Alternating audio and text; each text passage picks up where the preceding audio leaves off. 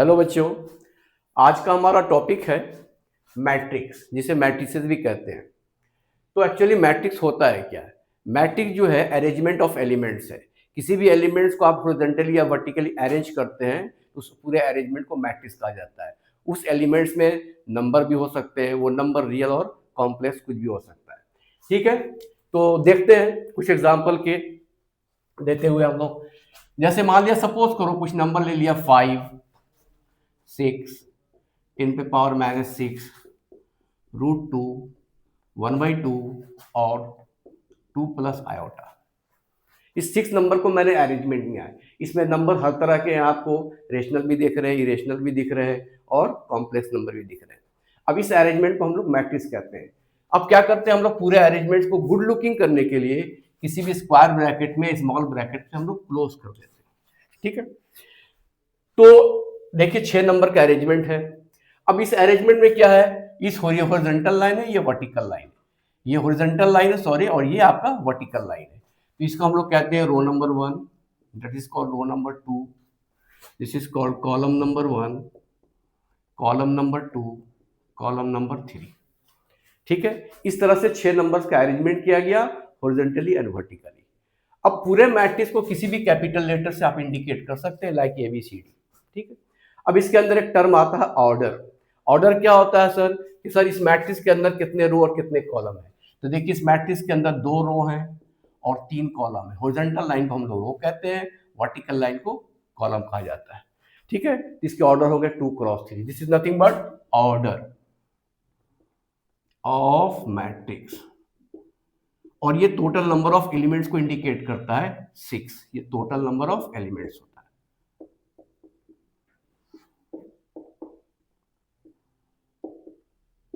ठीक है, एक और एग्जांपल लिया जाता है, लाइक मैट्रिक्स भी।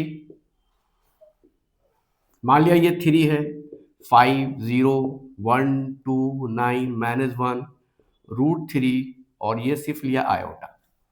इसमें 9 नंबर का अरेंजमेंट्स है।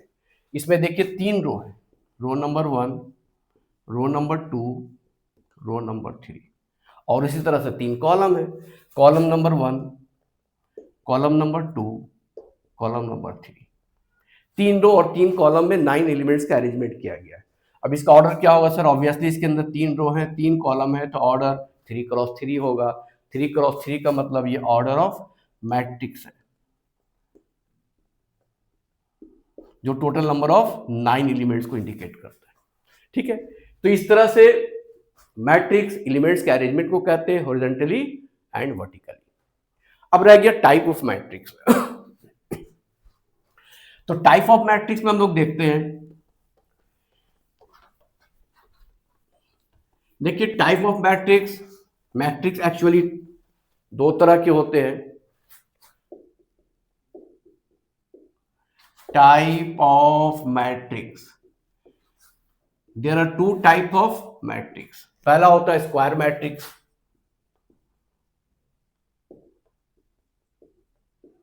और दूसरे होते हैं रेक्टेंगुलर मैट्रिक्स।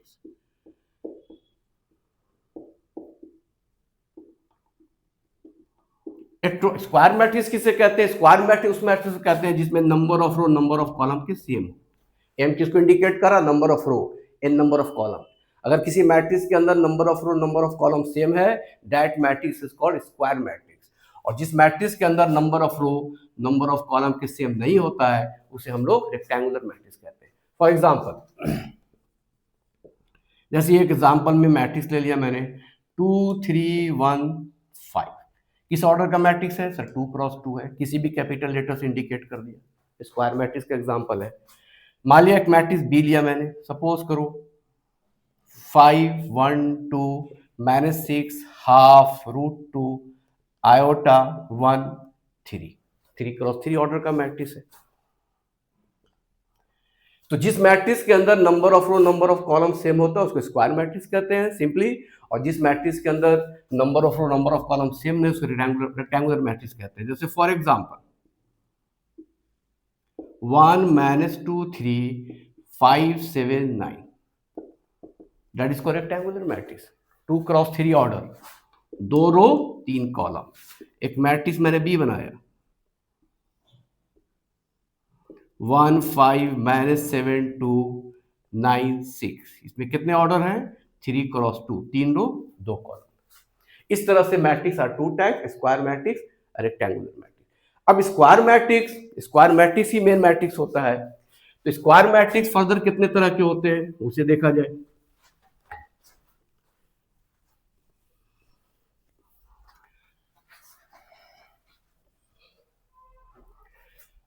अच्छा, स्क्वायर मैट्रिक्स के अंदर एक चीज और देखते हैं हम लोग। पहले स्क्वायर मैट्रिक्स के अंदर एक बहुत इंपॉर्टेंट चीज से देखा जाए। जैसे मान लिया कोई एक मैट्रिक्स मैंने बनाया AIJ with order n cross n। आई और जे किसको इंडिकेट कर रहा है? ये पहला लेटर आई रो को बता रहा है, दूसरा लेटर जे कॉलम का बताता है। तो AIJ ith रो और jth कॉलम का मैट्रिक्स का एलिमेंट्स है। तो AIJ मैंने मैट्रिक्स कंस्ट्रक्ट किया। जैसे मान लिया आई और J, A11 first row first column, A12 A13 A1n। Similarly A21 A22 A23 A2n, A31 A32 A33 और A3n।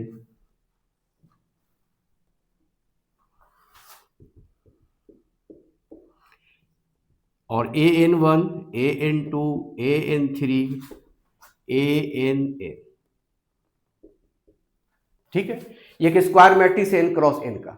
अब इसके अंदर देखिए, जिसमें ये जो एलिमेंट्स कहलाएगा, ये सारे के सारे एलिमेंट डायगोनल लाइन पे लाई कर रहे हैं।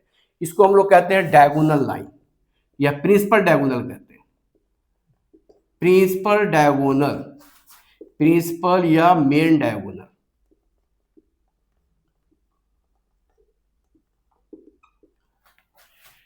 तो A11 A22 A33 up to ANN सारे के सारे एलिमेंट जो है वो डायगोनल लाइन पे लाई करते हैं।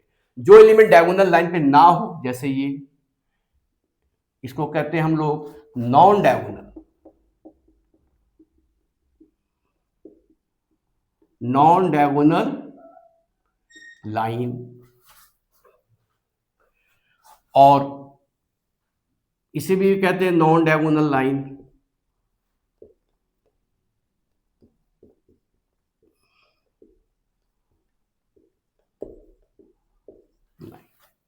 तो नॉन डायगोनल लाइन पे जो मेंबर लाई करता है उसको नॉन डायगोनल लाइन मेंबर कहते हैं, और डायगोनल लाइन पे जो मेंबर लाई करता है उसको डायगोनल लाइन मेंबर कहते हैं।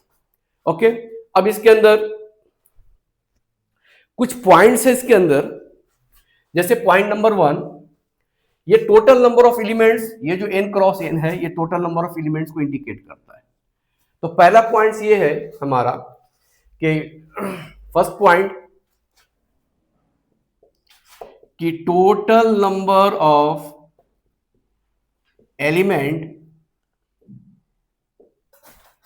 Equal to n cross n, that is n square. इस मैट्रिक्स के अंदर टोटल नंबर ऑफ एलिमेंट क्या होगा? n स्क्वायर होगा। Number 2, total number of diagonal element equal to n। Diagonal line पे टोटल मेंबर कितने लाई करेंगे? तो n होंगे। थर्ड हो जाएगा total number of non diagonal element equal to, क्या करेंगे हम लोग? टोटल नंबर ऑफ एलिमेंट में से total number of diagonal member को सब्ट्रैक्ट कर देंगे, n square minus n।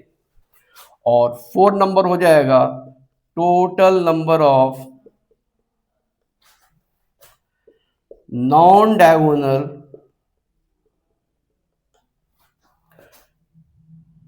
Diagonal which lie either above or below the diagonal line। ये कितने हो जाएंगे? n square minus n by 2। मैंने क्या किया? डिस्ट्रीब्यूट कर दिया।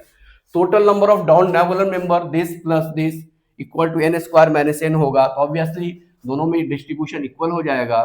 तो इस तरह से total number of non diagonal member which lie above and below the diagonal line equal to n square minus n by 2 होता है। ये आपको बहुत ही बेनिफिशियल फॉर्मूला है, इसे मेमोराइज कर जाना। ठीक है, अब इसके आगे स्क्वायर मैट्रिक्स के मैं टाइप देखता हूं।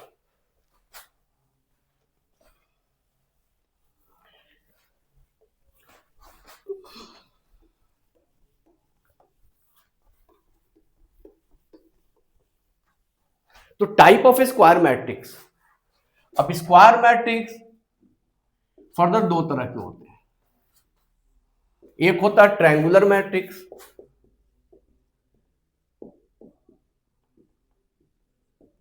और एक होते हैं डायगोनल मैट्रिक्स।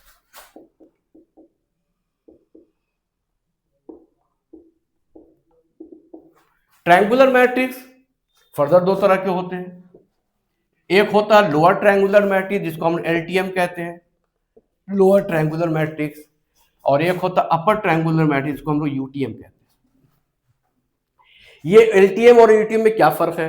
तो एलटीएम क्या होता है, कोई भी स्क्वायर मैट्रिक्स, जैसे फॉर एग्जांपल मैंने एक स्क्वायर मैट्रिक्स लिया और स्क्वायर मैट्रिक्स के अंदर अगर ये डायगोनल मेंबर, डायगोनल लाइन के नीचे जितने भी मेंबर अगर वो जीरो हो जाए तो उसको हम लोग कहते हैं लोअर ट्रायंगुलर मैट्रिक्स।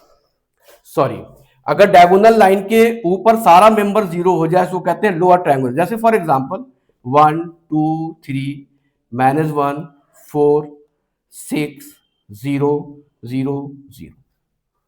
इसमें क्या है कि डायगोनल लाइन ये है, डायगोनल लाइन के ऊपर वाला सारा मेंबर जीरो है। अगर डायगोनल लाइन के ऊपर सारा मेंबर जीरो हो जाता है तो उस स्क्वायर मैट्रिक्स को हम लोग कहते हैं lower triangular matrix. Upper triangular में जैसे इसका अपोजिट हो जाएगा, जैसे फॉर एग्जांपल 1 2 3 -1 5 6 0 0 0। यूटीएम में क्या होता है, ये डायगोनल लाइन जो दिख रहा है, डायगोनल लाइन के नीचे वाला सारा मेंबर जीरो होना चाहिए।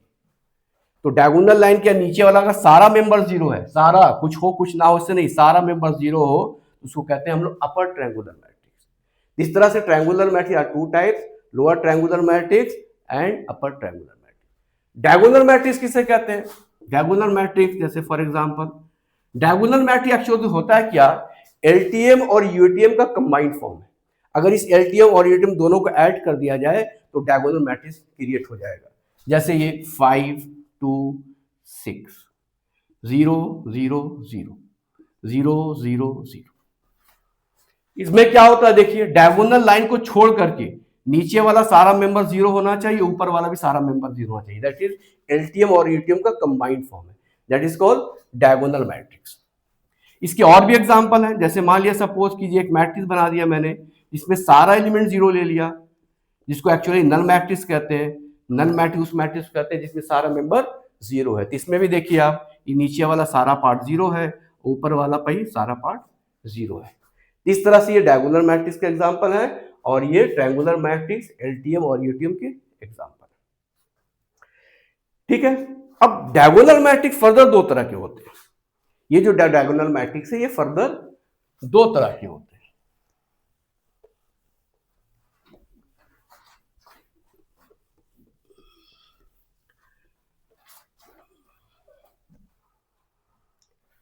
तो डायगोनल मैट्रिक्स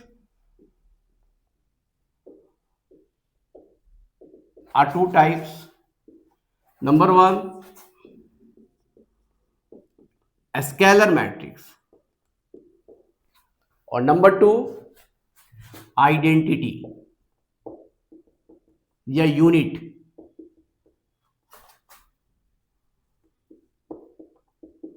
मैट्रिक्स, अब स्केलर मैट्रिक्स किसे कहते हैं? वैसा डायगोनल मैट्रिक्स जिसका सारा डायगोनल मेंबर सेम हो। अगर किसी भी डायगोनल मैट्रिक्स का सारा डायगोनल मेंबर सेम होता है, that diagonal matrix is called scalar matrix. जैसे सपोज कीजिए एक 3x3 का मैंने मैट्रिक्स लिया और इसके अंदर सारा डायगोनल मेंबर मैंने सेम मान लिया, that is called scalar matrix. और भी एग्जांपल ले लेता हूं एक,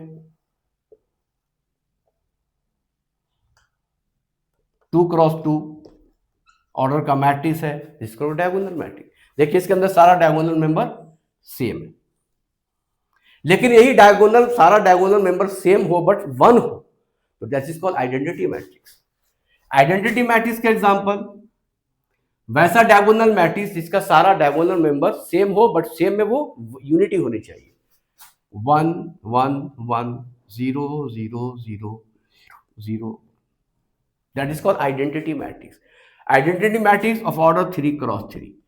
एक्चुअली आइडेंटिटी मैट्रिक्स का सिंबल क्या होता है सर? आई होता है। अब इसके अंदर ऑर्डर लिखा जाए, क्योंकि 3x3 का मैट्रिक्स है तो हम लोग I3 लिखते हैं।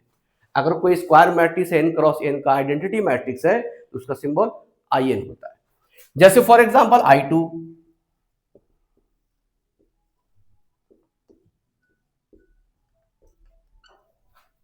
ये 2x2 का आइडेंटिटी मैट्रिक्स है। इस तरह से diagonal matrix, two type, scalar matrix and identity matrix. अब इसके अंदर काफी एग्जांपल मैं देता हूं, जैसे स्केलर मैट्रिक्स में एक एग्जांपल देता हूं।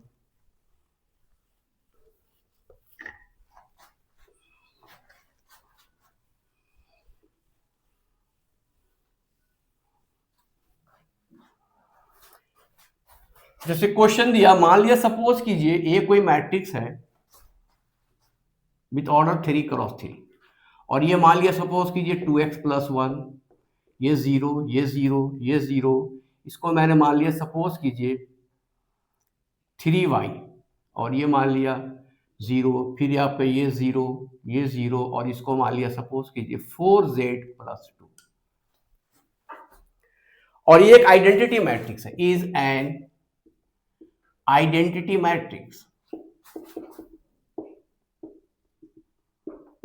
Then find x + y + z। तो x + y + z की वैल्यू फाइंड किया जाए। कैसे सॉल्व होगा? बहुत सिंपल है। देखिए सर ये आइडेंटिटी मैट्रिक्स में क्या होता है, सारा डायगोनल मेंबर सेम होता है बट वो सेम के साथ साथ उसकी वैल्यू 1 होती है।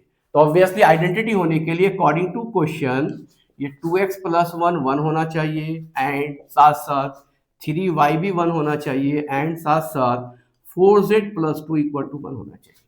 इस तरह से यहाँ से x की वैल्यू फाइंड कर दिए तो 0 हो जाएगा, यहाँ से y की वैल्यू फाइंड कर दीजिए तो 1/3 हो जाएगा और यहाँ z की वैल्यू फाइंड कर दिया जाए तो कितना हो जाएगा, 1 - 2 - 1/4। अब आपका फाइनल आंसर क्या पूछ रहा है, x + y + 1z, तीनों को ऐड कर दो तो ये 0 हो गया, ये 1/3 हो गया, ये -1/4 हो गया, ये हो गया 4 - 3/12, that is 1/12 is the answer. ठीक है, और भी एग्जांपल इस पे दिया जा सकते। अब आगे क्या पढ़ना है, आगे पढ़ना हम लोग इक्वलिटी ऑफ मैट्रिक्स, कि दो मैट्रिक्स इक्वल किस कंडीशन में होता है।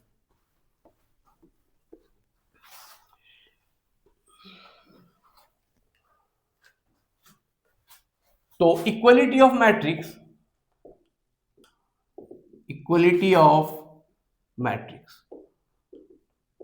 दो मैट्रिक्स को इक्वल होने के लिए सबसे पहला क्राइटेरिया है कि दो मैट्रिक्स इक्वल कब होगा, जब दोनों का ऑर्डर सेम होना चाहिए और एज वेल एज दोनों की करस्पॉन्डिंग एलिमेंट भी सेम होना चाहिए। जैसे मान लिया सपोज कीजिए एक मैट्रिक्स मैंने लिया 2x2 और इसका एलिमेंट दिया 1 5 0 6।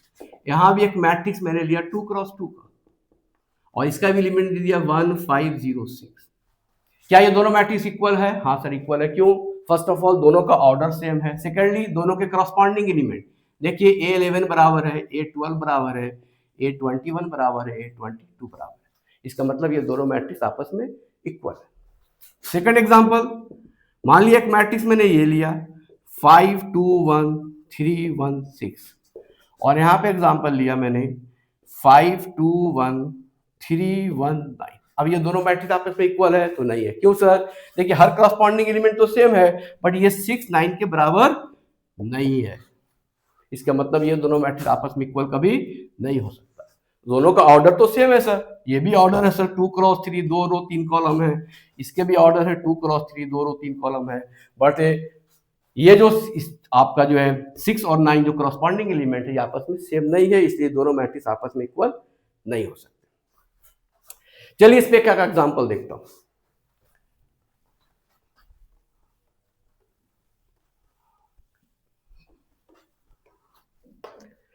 जैसे फॉर एग्जांपल एक क्वेश्चन दिया मैंने, लेट ये मान लिया एक्स स्क्वायर, ये एक्स क्यूब, एक्स पे पावर 4 -1 और ये एक्स पे पावर 5 और यहां दे दिया वैल्यू सपोज करो 1 1 0 1 और मैंने क्वेश्चन पूछा फाइंड एक्स। बहुत सिंपल है। अब यहां पर देख लिया अच्छा सर दोनों मैट्रिक्स आपस में सेम है। सेम होने के लिए सबसे पहले ऑर्डर सेम होना चाहिए। ऑब्वियसली यहां पर किस ऑर्डर का मैट्रिक्स है 2 क्रॉस 2 का, यहां भी किस ऑर्डर का मैट्रिक्स है 2 क्रॉस 2 का। तो सबसे पहले क्या करेंगे, हर एक करस्पॉन्डिंग एलिमेंट को सेम बनाएंगे। इसके सेम इसके बनाएंगे, इसके सेम इसके बनाएंगे, इसको इसके सेम बनाएंगे, इसको इसको सेम बनाएंगे। तो सारे को सेम बनाने की जरूरत नहीं है, किसी को भी एक सेम बना के एक्स की वैल्यू फाइंड करना है और अदर एलिमेंट को सेटिस्फाई करके पुट करके देख लेंगे सेटिस्फाई कर रहा है कि नहीं कर रहा है। तो फिर सबसे पहले मैंने x square equal to 1 put किया तो एक्स की वैल्यू यहाँ से +-1 जनरेट हो गई। अब ये आपका आंसर नहीं है, क्यों? हम देखेंगे एक्स इक्वल टू +-1 दोनों वैल्यू पे हर एक करस्पॉन्डिंग एलिमेंट सेम है कि नहीं है। तो पता चला एक्स की वैल्यू 1 यहाँ पुट कीजिए, 1 का क्यूब 1 होता है, 1 पे तो बराबर है, बट -1 का क्यूब -1 होता है, तो ये -1 और +1 तो सेम नहीं हो सकता है, बट x बराबर -1 नहीं हो सकता। फिर x बराबर 1 यहाँ पुट किया मैंने, 1 पे पावर 4 1 में से 1 गया 0, हाँ बराबर है सर, 1 पे पावर 5 1 के बराबर है। इसका मतलब इसका फाइनल आंसर सिर्फ और सिर्फ 1 होगा, -1 नहीं होगा। एक एग्जाम्पल ये हो गया। एक एग्जाम्पल और देखता हूं।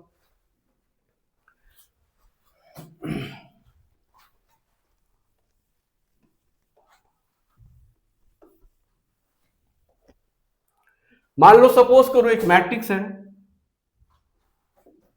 यहां पे मैंने लिख लिया एक्स स्क्वायर -1, यहां लिया एक्स स्क्वायर -3x + 2 और यहां लिया सपोज कीजिए 2x + 1 और यहां ले लिया सपोज कीजिए x³ -1 और ये एलिमेंट मैंने दे दिया सपोज कीजिए ये 0 दे दिया, ये भी 0 दे दिया, ये दे दिया मैंने 1 और ये दे दिया सपोज कीजिए 2।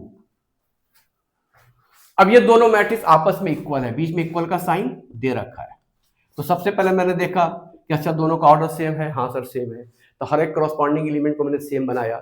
मैंने इसको से इससे सेम बनाया, इसको इससे सेम बनाया, इसको यहां से बनाया, इसको हम लोग क्या करें, किसी से एक करस्पॉन्डिंग एलिमेंट्स को इक्वेट करके वैल्यू फाइंड करेंगे और फिर हम लोग देख लेंगे कि वो एलिमेंट अगर करस्पॉन्डिंग एलिमेंट को सेटिस्फाई कर रहा है कि नहीं कर रहा है।